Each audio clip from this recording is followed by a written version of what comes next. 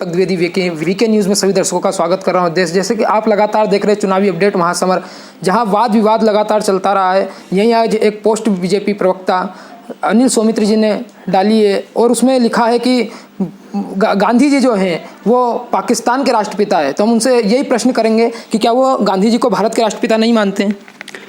भैया देखिए, भारत में जो राष्ट्र की संकल्पना है वो बहुत पुरानी है और वैदिक काल से ही इसको राष्ट्र मानते रहे हैं। तो इस नाते ऋषि मुनि जो हुए, महापुरुष हुए, सब लोग अपने आप को भारत माता का पुत्र मानने में, सुपुत्र मानने में गौरवान्वित महसूस करते रहे। लेकिन जहाँ तक महात्मा गांधी जी का सवाल है, उनकी आंखों के सामने पाकिस्तान का निर्माण हुआ और उसमें अंग्रेज़ों का षड्यंत्र था और जिसके दो योजनाकार हुए, एक नेहरू और दूसरे जिन्ना। तो जिन्ना, इन दोनों के मन में प्रधानमंत्री बनने की बहुत तीव्र इच्छा थी और उसी इच्छा और लालसा के कारण उन्होंने भारत का विभाजन कराया। विभाजन होते ही जिन्ना पाकिस्तान के प्रधानमंत्री बन गए, नेहरू जी भारत के प्रधानमंत्री बन गए।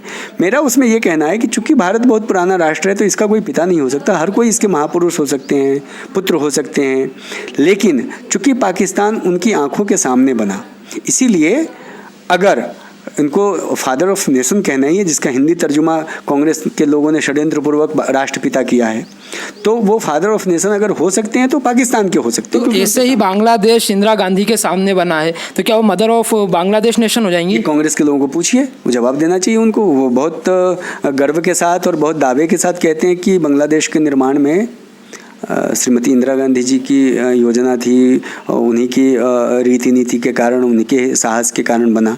तो उनको इस बात का जवाब कांग्रेस के लोगों को देना चाहिए।